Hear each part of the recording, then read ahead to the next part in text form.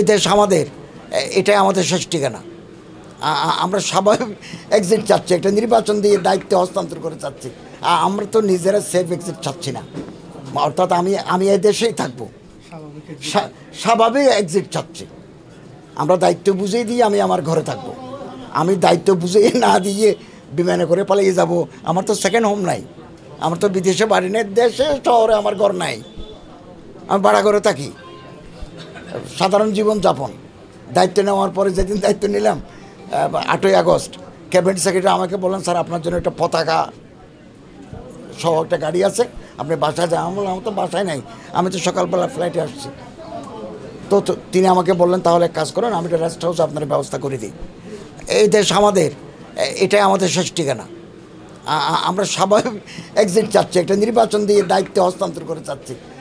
আমাদের সরকার, আমাদের মাননীয় প্রধান উপদেষ্টা প্রফেসর ডক্টর মোহাম্মদ ইউনূস সাহেব একেবারে ক্যাটেগরিক্যালি ঘোষণা দিয়েছেন এবং বারবার এটা আমাদের প্রেস সচিব শফিউল আলম সাহেব রিপিট করছেন যে ফেব্রুয়ারিতে নির্বাচন হবে এবং নির্বাচনে যত প্রয়োজন আমাদের লোকবল, ল এনফোর্সমেন্ট এজেন্সি, প্রশাসন সবার সাথে যোগাযোগ আছে এবং আমরা এভাবে এগুচ্ছি।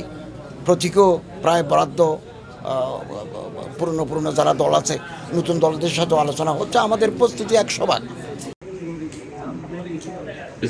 দলের পক্ষ থেকে শুভেচ্ছা অভিনন্দন জানাচ্ছি উপস্থিত হওয়ার জন্য।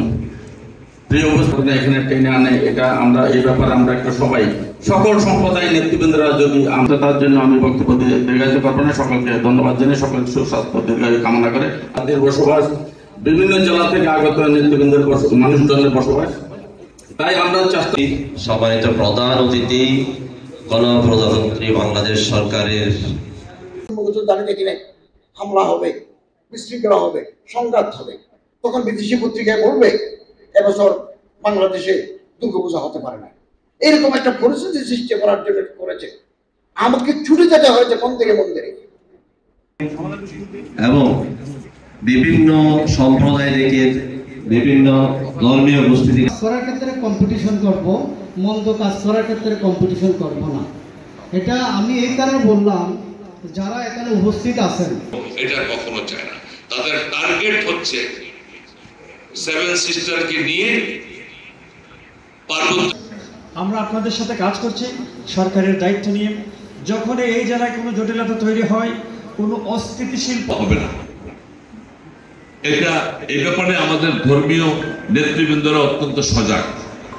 আমাদের মসজিদ ভাঙা হয়, ঘোষণা দিয়ে মসজিদ ভেঙে ফেলা হয়। মুখ্যমন্ত্রী মনোবল, আমাদের মনোবল বৃদ্ধি করবে, আমাদের অনৈক্য নয়, বিভেদ নয়। বিভেদ কখনো আমাদের মনোবলকে বাড়াতে পারবে না। বিভেদ বিভিন্ন প্রকারের রয়েছে।